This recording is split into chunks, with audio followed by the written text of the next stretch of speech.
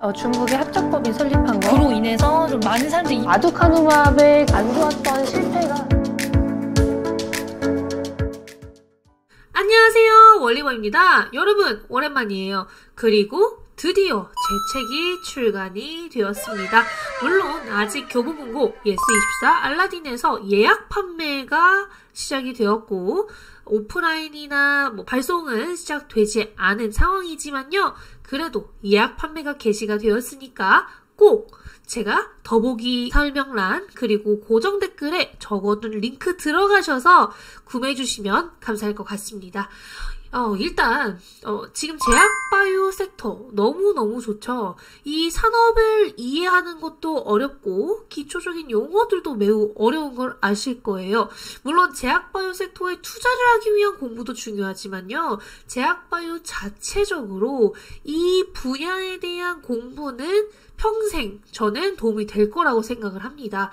이런 기초 지식부터 시장에 대한 이해까지 이 진짜 하루 만에 이해하는 제약바이오 산업 책에 다 적혀 있으니까요.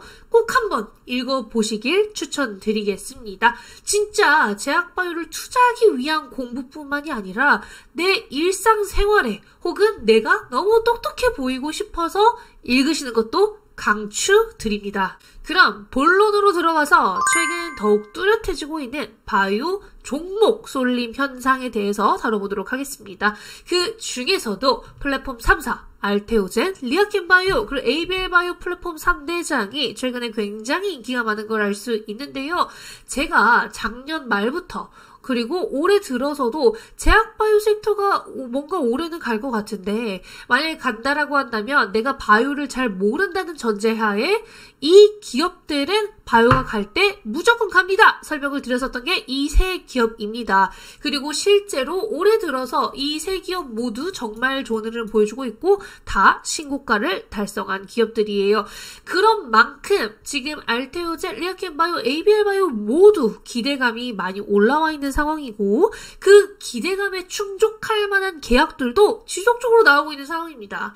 리아켄바이오는 심지어 저번 주에 대규모 라이선스 아웃을 체결했는데요. 추가 라이선스 아웃 기대감까지 있는 상황에서 다른 플랫폼 기업들에게까지 좋은 영향을 주고 있는 상황이죠. 그러니까 이 계약 자체가 모멘텀이 되어줬다라고 생각을 하시면 될 것 같고요. 리아켄바이오의 빅딜이 의미하는 것이 정말 무엇인지, 리아켄바이오의 기업 가치가 올라가는 것뿐만이 아니라 더 많은 내용을 담고 있기 때문에 그 부분에 대해서 조금 풀어서 설명을 드리려고 합니다.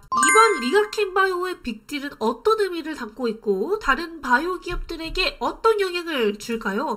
물론 이렇게 제약바이오 섹터에 좋은 계약이 나오게 된다면 그 아랫단에 있는 기업들 혹은 비슷한 바이오 기업들이 좋은 흐름을 보이는 것은 이제 다들 아실 거예요. 그런데 이번 빅딜은 조금 더 스페셜했는데요. 계약에 대해서 일단 요약하고 넘어가도록 하겠습니다. 리아켄바이오의 LCB97이라는 물질이 라이선스 아웃이 되었고 물질만 판매가 된 것이 아니라 이 물질과 더불어서 플랫폼까지 패키지로 라이선스 아웃이 2건 체결된 계약입니다. 무려 일본의 10대 제약사 오노약품이 사간 것인데요. 오노약품은 시가총액 약 10조 원에 우리가 흔히 아는 면역 항암제 옵디보 2023년만 매출액이 약 12조 원 나온 이 옵디보라는 면역 항암제 원개발사인 오노약품입니다. 그만큼 오노약품은 항암제에 일가견이 있는 기업이라는 것을 알 수 있겠죠. 근데 이 LCB97이 무엇이냐?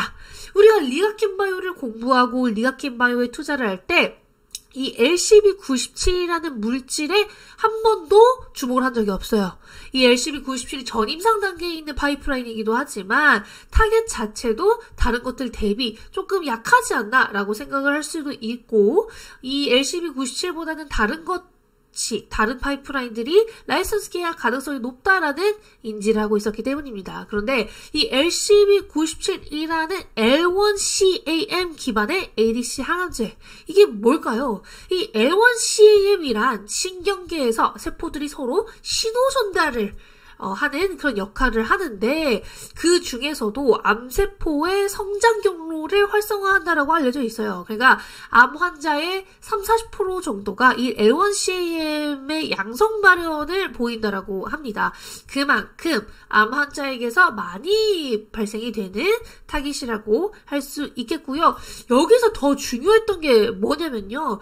ADC가 사실 플랫폼이잖아요. 플랫폼이기 때문에 거기에 항체, 내가 타겟을 하고 싶은 부분, 그 물질 자체를 다른 데서 사오거나 혹은 내가 보유하고만 있다면 이 플랫폼에 언제든 어떤 것이든 접목시킬 수 있다는 장점이 있어요. 근데 이 항체도 스위스의 알테나라는 기업으로부터 사왔습니다. 리가켄바이오가. 근데 이 리가켄바이오가 지금 자체적으로 보유하고 있는 ADC 플랫폼을 통해서 이제 빅파마나 바이오텍들이 항체를 많이 보유하고 있으니까 그들과 추가적인 계약을 할 가능성이 점점 높아진 것이죠. 그러니까 플랫폼 계약은 지속적으로 늘어날 수 있겠구나라는 확신을 준 계약인 것입니다. 그렇기 때문에 ADC 플랫폼의 활용 그리고 확장이 계속될 수 있다는 것을 보여주게 된 계기라고 생각을 하시면 이번 계약이 얼마나 큰 계약이었는지 알 수 있을 것이고요. 이 플랫폼뿐만이 아니라 물질 자체도 전임상 단계인데 총 계약 규모가 무려 거의 1조 원이었다라는 거에 더불어서 내년에 임상 1상에 진입할 예정이라서 추가적인 마일스톤 유입도 될 것이라는 것.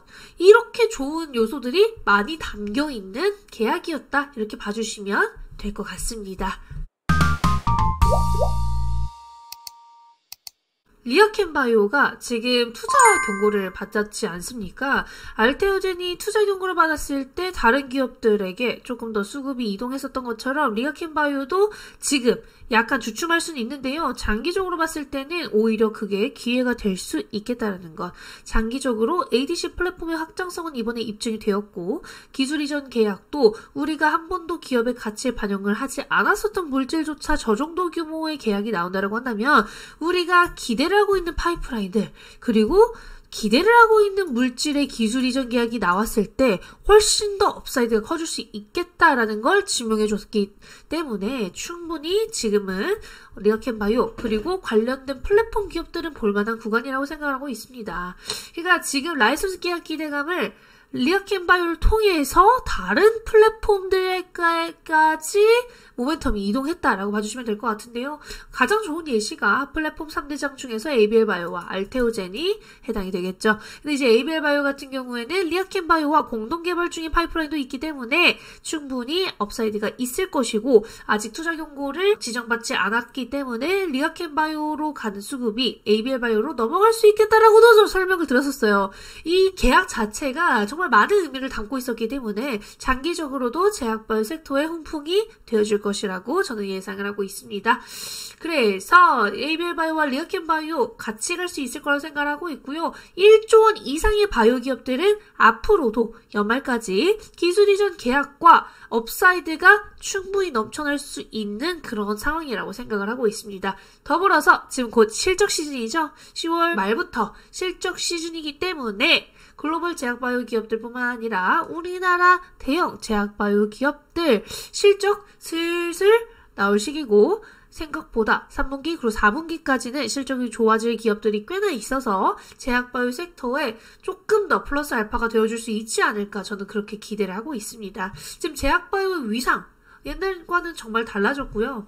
실제로 계약들도 규모가 점점 커지고 있고 훨씬 더 국내 기업들이 유리한 상황으로 흘러가고 있는 상황입니다.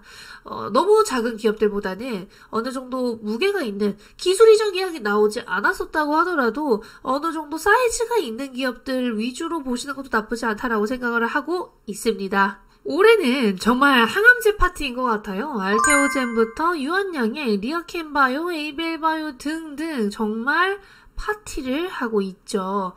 진짜 하루 만에 이해하는 제약바이오 산업의 쉬운 단어들과 일러스트레이터로 시장을 공부하기 좋게 되어 있습니다. 항암제뿐만이 아니라 모든 시장들, 상대적으로 큰 시장들에 대해서 다 설명을 다루고 있으니까요. 꼭 읽어주시면 감사하겠고요. 그 외 현재 봐야 하는 시장들에 대한 것들뿐만 아닌 기업 까지도 다루고 있습니다. 물론 죽을 때까지 알아두면 계속해서 좋을 기초 내용들 또한 있으니까 그냥 알아둬도 나쁠 거 없지 않아요? 강의와 책 자체도 겹치지 않기 때문에 투자 관점 혹은 공부 관점, 더 나아가서 기초와 시장이 어떤 식으로 세부적으로 나뉘어져 있는지도 다르니까 같이 보시면 제일 좋겠지만 그렇지 않다라고 한다면 내가 정말 원하는 게 뭔지 결정을 하고 강의나 책 중에서 골라서 하셔도 나쁘지 않을 것 같습니다. 지금 항암제 시장, 유한양행, 보로노이, 레아켄바이오, 에이벨바이오, 알테오젠 다 너무너무 좋은데요. 이게 오른다고 해서 다 끝났다고 생각을 하시는 것보다는 조정이 있을 때가 기회고 그 기회를 내가 가져가야 되는데 또 많이 하락을 하면은 많이들 좀 어려워 하시더라고요. 그래서 조정은 기회라고 인지를 하시는 게 가장 좋을 것 같고 12월까지는 기회가 있을 수도 있고 업사이드는 더 커질 수 있는 그런 가능성이 높은 상황이라서 제약바이오 공부 같이 해주시면 좋을 것 같습니다. 오늘도 시청해주셔서 감사하고 다음에 뵙겠습니다. 안녕!